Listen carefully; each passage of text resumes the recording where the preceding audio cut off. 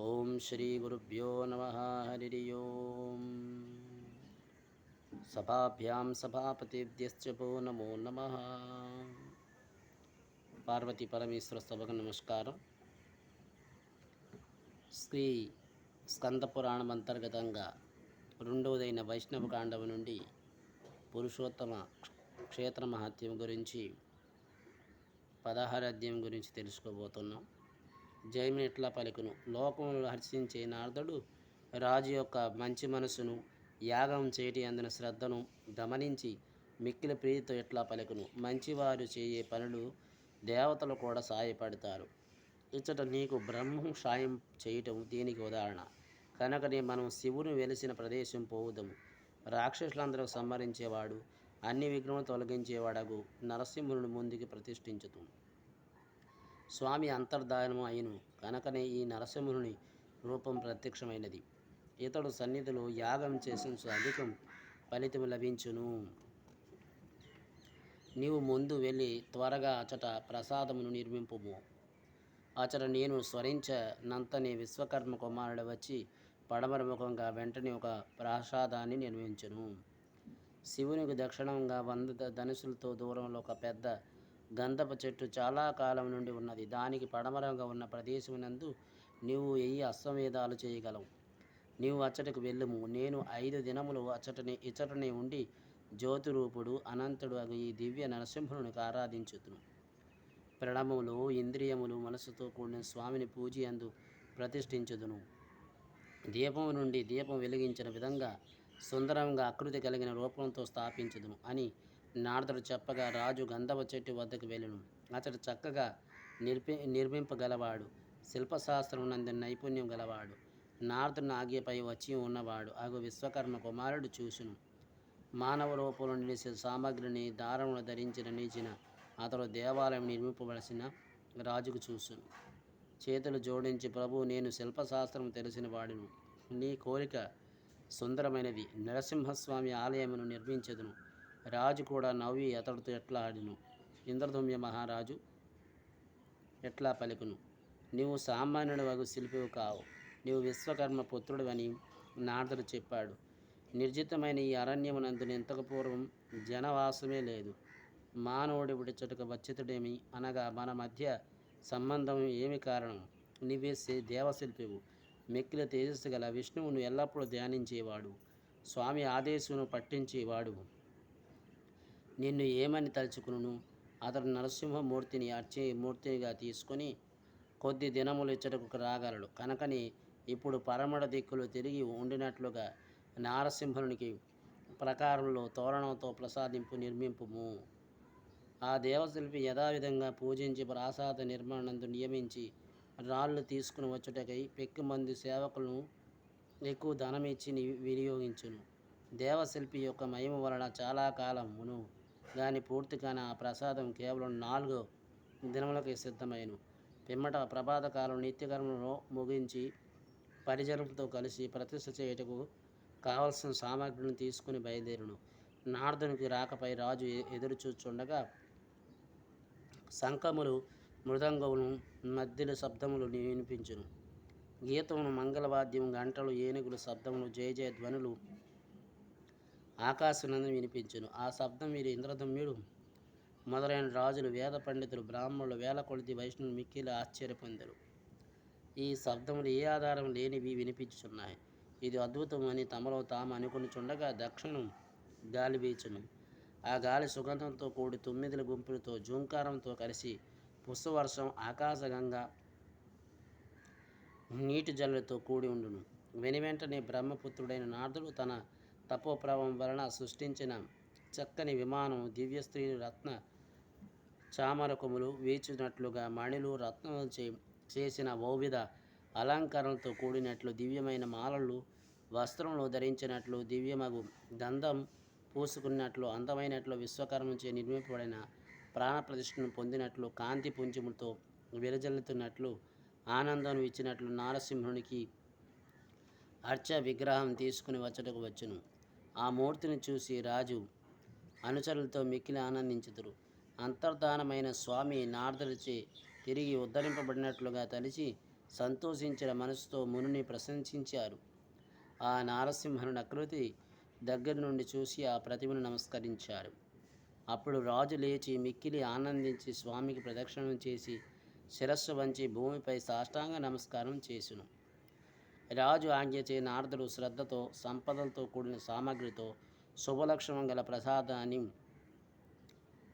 బయలుదేరును. ఒక ముహూర్తమునందున రత్నవేదిక భూదేవి శ్రీదేవి కూడిన దేవదేవుని ప్రతిమను ప్రతిష్ఠించును. అప్పుడు ఇంద్రదమ్యుడు స్వామికి ఎట్లా స్తోత్రించాడు: వైష్ణవులో బ్రాహ్మణులతో రాజులతో బుద్ధిమంతుడైన నారదంచే రహస్యముగా ఉపనిషత్తులతో శృతులతో స్తోత్రములతో శాస్త్రంలో ఎట్లా స్తోత్రించారు.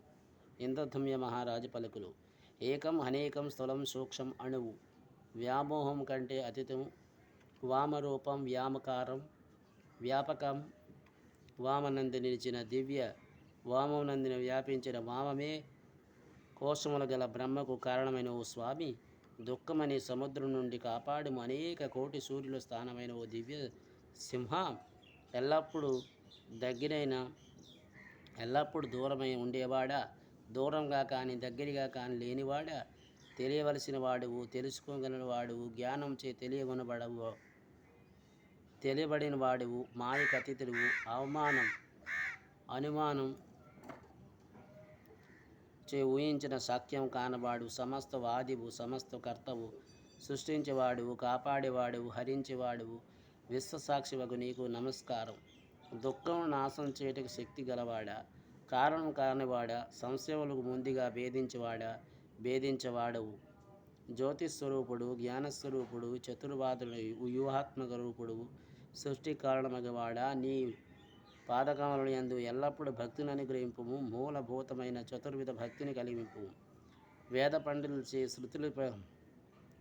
శృతి పండితులచే కలిసి దీనులై సంసార సాగరనందిని ముగ్ధునై ఉన్న అనంతమైన పాదములు పెక్కి హస్త్రములు నేత్రములు అనంతమైన కర్ణములు కలిగి దిక్కులు వస్త్రములుగా రాత్రి పగులు కమండలముగా నక్షత్రం వలె చక్కటి హారంగా గలవాడ అద్భుతమైన రూపం కలిగి నారసింహ రూపం భక్తులకి ఇష్టమును పూర్తి చేసి నిన్ను శరణ వేడుచున్నాను.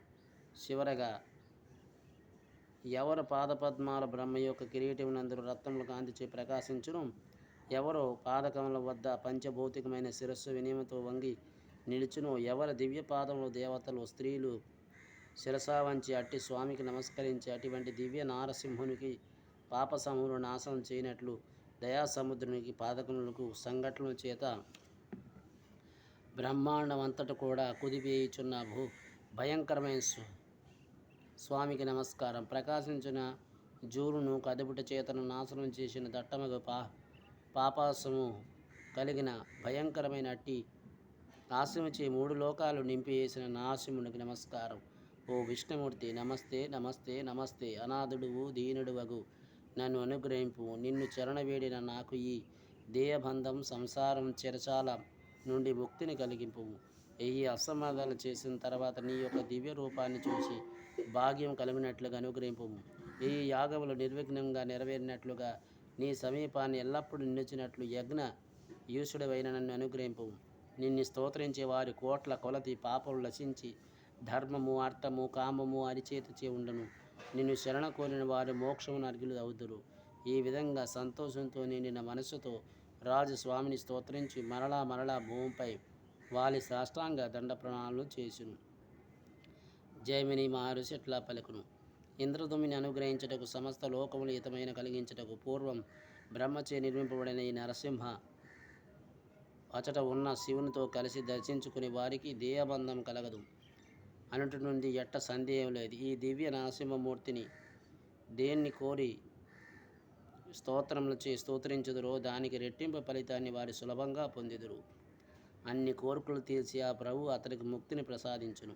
స్వాతి నక్షత్రంలో కూడుకున్న జ్యేష్ఠ శుక్ల ద్వాదశి సాక్షాత్ బ్రహ్మపుత్రుడైన నారదుచే ప్రతిష్ఠించబడిన నారసింహుడు ఎవరు చూసుదురో వారు ఈ అశ్వమేధాలు చేసిన ఫలమును పొందుతురు. పంచామృతంతో కానీ పాలు చేత కానీ కొబ్బరి నీటి చేత కానీ లేదా గంధం నీటి చేత కానీ అభిషేకం చేసి నారసింహునికి పాయసంతో కూడిన ఉపచారములు పూజించుదురో, జపకుసమాలచే గంధమాల్యములచే శోభస్కరంగా ధూపదీపములతో పూజించుదురో అతిశోభయాగమైన కర్పూరంతో కూడిన తాంబూలంచి చక్కని మాటల గల స్తుతి పాఠములచి ఉచ్చస్వరంతో చేయి జై జై ధ్వనులచి ప్రదక్షిణలచి ప్రణములచు దానములచి బ్రాహ్మణులకు ఇచ్చి తర్పణలచి స్వామికి అర్పింపవలను.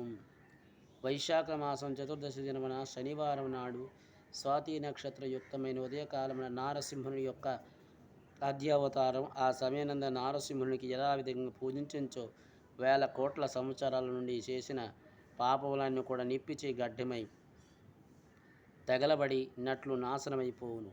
స్వామిని చూసి తాకి నమస్కరించి భక్తితో ప్రణమిల్లి స్తోత్రించిన వారు పాము కుబుసం నుండి బయటపడినట్లుగా పాపం నుండి బయటపడుదురు.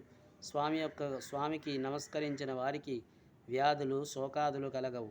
అన్ని కోరికలు తీరిన అశ్వమేధ యాగఫలం లభించును. స్వామి సమీపంలో యాగం చేయుట, దానం చేయుట, ఇతర శుభకార్యాలు చేయుట వలన నారసింహునికి ప్రసాదం వలన అవి కోట్ల రేట్ల ఫలితం కలిగను. ఇది స్కంద పురాణం నందున రెండోదైన వైష్ణవ కాండం నుండి పురుషోత్తమ క్షేత్ర మహత్యంలో 16వ అధ్యాయం సంపూర్ణం. మంగళం కోసలేంద్రాయ మహానీయ గుణాత్మనే చక్రవర్తి తనూజాయ సర్వభౌమాయ మంగళం. ఉమాకాంతాయ కాంతాయ కామ్యప్రదాయ శ్రీగిరిశాయ దేవాయ బలినాథాయ మంగళం. సర్వం శ్రీ ఉమామేశ్వర పాదపద్మార్పణమస్తు. స్వస్తి.